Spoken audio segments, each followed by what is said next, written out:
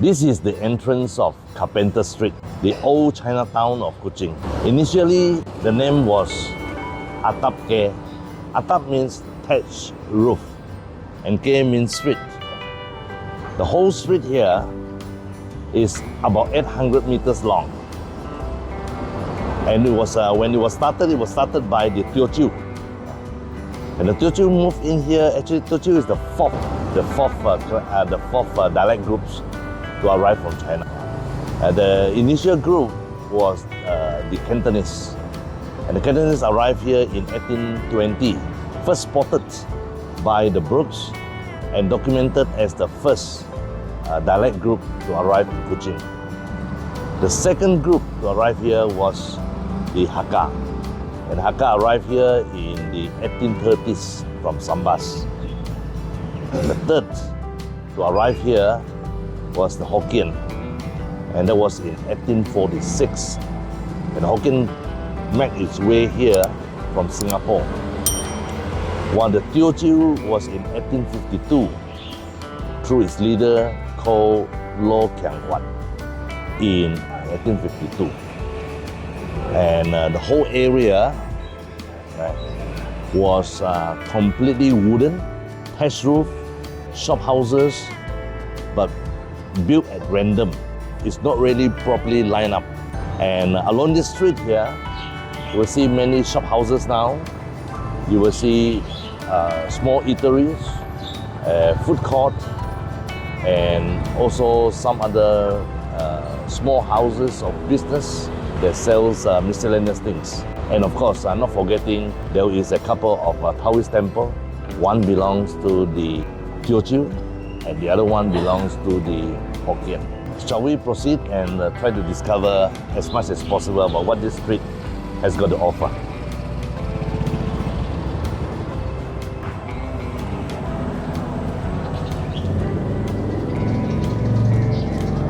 When the Chinese first arrived here in Kuching, especially the Teochew, they started to build the temple. And this is the Lao Ya temple. Now, Lao Ya here means deities. Yeah. And this temple is just directly opposite the opera house, which is called Yang Chun Tai. In the old days, this particular area where the opera house is, it was a through road. And as time goes along, the people started to build stalls, food stalls all over here. And then we have the area been sealed up almost permanently. As you can see, there are two sets of windows on both sides of the food court. And as we move along, there are even more famous eateries like Anli, like Chiang Lin is no more here, and there's another one.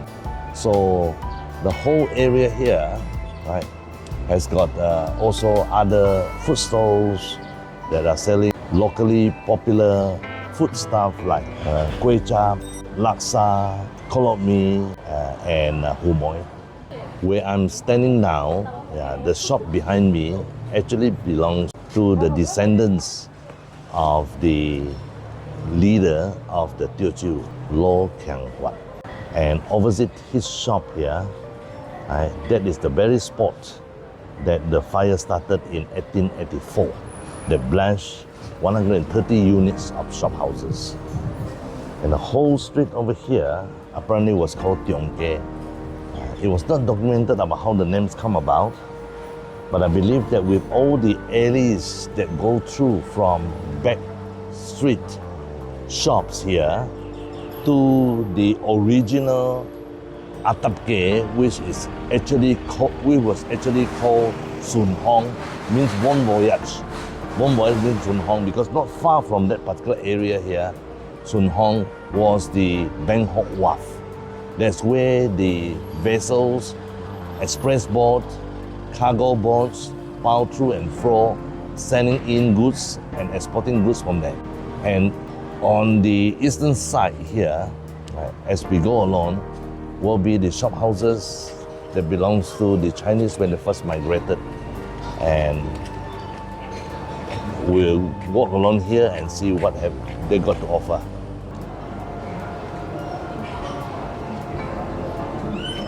The whole area here was called Upper China Street.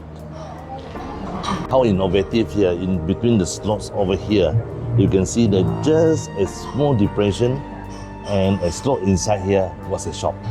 And there are several shops here, right, which in the old days have been operating business, right, by leaps and bounds, yeah.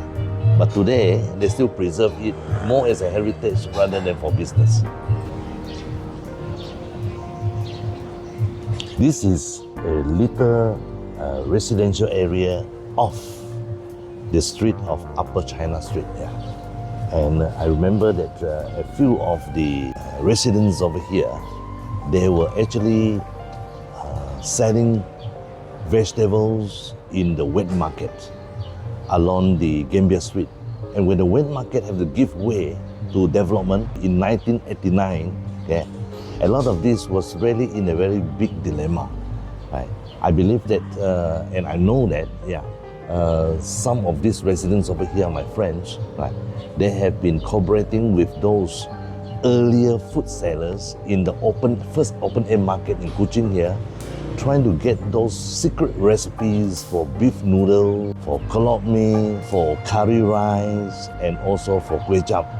And then over time, they learned about the trade and started to sell them, some of them over in Green Hill corner where the guys have gathered. Yeah. And further on, I will show you about how innovative Chinese were just to get a little bit of business in Kuching.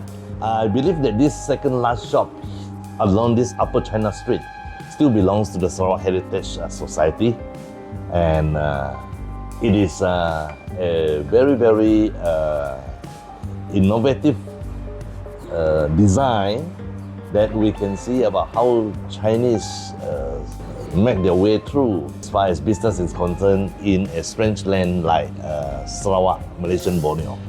Now you notice that the window over here does not open up this way, vertically this way. It opens up horizontally. Now, the top part here is used as a roof to prevent all those pools from the lizard and any other insects from the top. The bottom part here, when it goes down, is to place all those tidbits, pencils, stationaries, and things like that for anybody who pass by, especially students, to go and buy. So how innovative it is. And the first floor and the ground floor, right, is connected. Definitely it's connected. And it's more connected by the staircase inside. So in order to go to the first floor, you will need to go in through the ground floor, then the staircase, then after that, then you go to the upper floor, which is the first floor. But most of the houses, for security and also for the sake of renting it out for business, so for the privacy of the tenant, most of the shop houses built another separate staircase by the side so that they can go to the first floor without disturbing the ground floor. So they have more privacy. But now, all these shop houses is trying to gain back this staircase and do away with the side staircase. And security-wise, there's no alarm before, interestingly. Yeah. So some of them will have the shape of the lion, some of them will have the shape of the dragon being the beast, the bigger one. Yeah. So the door knocks. So you knock it, right? Then people will know that there's a visitor and they open up the door. But the more important thing here is that you don't simply knock at the door just for a false alarm, because this particular logo here was respected by any other visitors during that time. So when you knock on it, you're responsible for a purpose of your visit. And all the signs here, whether it's a shop or a residence, they will have a sign telling about at least the surname of the owner of this particular residence. And some of the shop houses, right, they have an opening at the ceiling. opening of the ceiling. And the ceiling opened up, right, with a midway staircase that can lower down so that you can climb up and shift those heavy stuff through this particular area rather than carrying it all the way inside here through the staircase to the top floor. And then after having done it through the ceiling here, then the person at the top there will lift up this particular staircase, which is followable. You notice that in Southeast Asia, all the shop houses since 1819 will need, or they must by law, to build a 5-foot path. The 5-foot path is actually named after the measurements of this particular walkway. It's 5 feet, yeah. The 5-foot path was actually initiated by Sir Stamford Raffles in Singapore and emulated by Vinebrook, that all shop houses will need to build with a 5-foot path, because this is to protect the people from the afternoon thunderstorms and the scorching sun. And see, in most of the Southeast Asian countries will have something like this. Yeah, but of course there are rules and regulations saying that if you have the 5-foot path exceeded the 5 feet, then you will be penalized. Yeah. But I did go around some tours in Western countries and some parts of Southeast Asia that is outside the British rules. They don't have anything like this. So this is something very, very interesting. Carpenter Street, right, today, yeah, actually ends up here. Yeah. After the Great Fire, the whole place was all rebuilt. And that's where concrete come in already. And then this part here was given to the Teochew by the Brooks to rebuild. And 40 shop houses was given to the Hokkien to be built on this part here.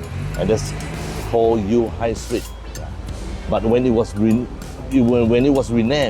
Yu High Street, it was actually the Hokkien leader that intentionally wants the name to be Yu Hai, dropping his surname, which means Ong, that equivalent to the king, the title of the king. And another street crop up called Bishopgate.